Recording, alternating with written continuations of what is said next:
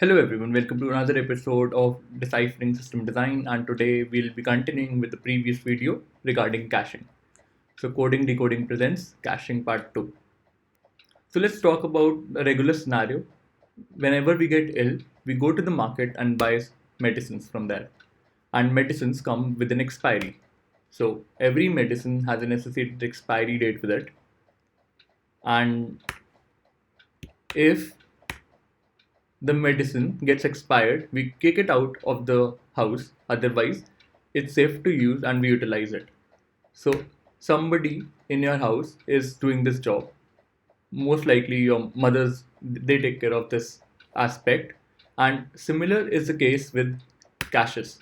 So, caches also have an associated expiry with every data that you put in there. It can be in seconds, it can be in hours, or it can be in days.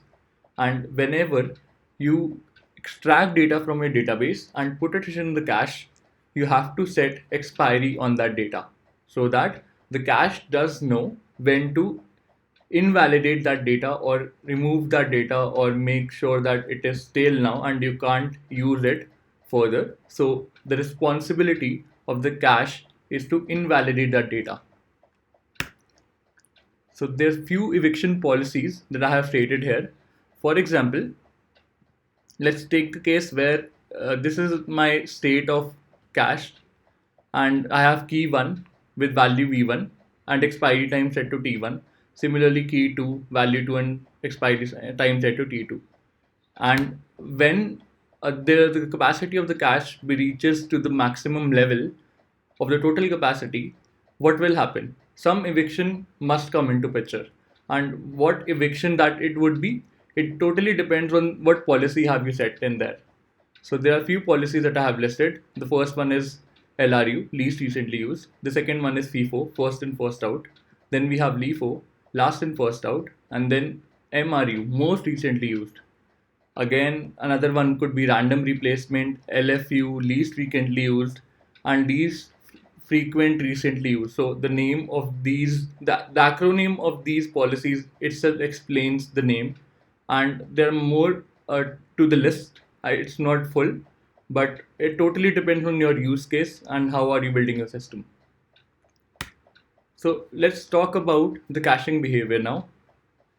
So in general, how does the cache work? There is an API call that comes to your server and you check it in the cache, get data for this ID, and if the data is not there, then you ask the database to extract that information and you put it back in the cache so that it can be reutilized in further calls and give it in the response. So this is a typical behavior when the data is not there in the cache.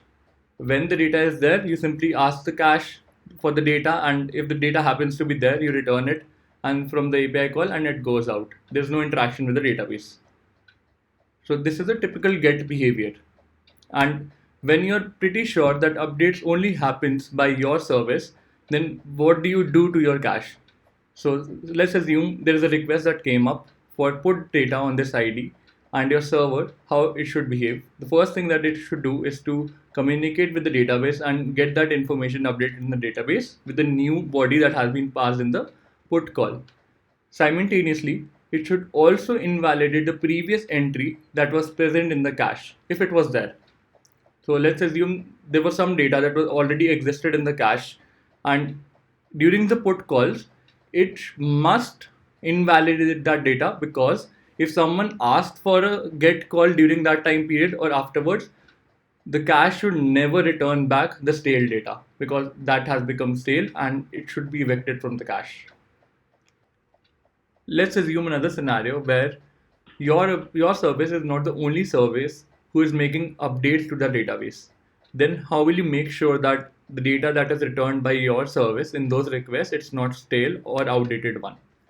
In those cases, we need to have some publisher subscriber kind of a model wherein whenever the service 2 is making any update to the database, it should add an event about the updation into your event subscriber model, and there's a worker that is working and it is pulling on those events and invalidating that cache so that the data gets removed from the cache, from your cache, and whenever there is a get call, it gets refilled with the fresh data.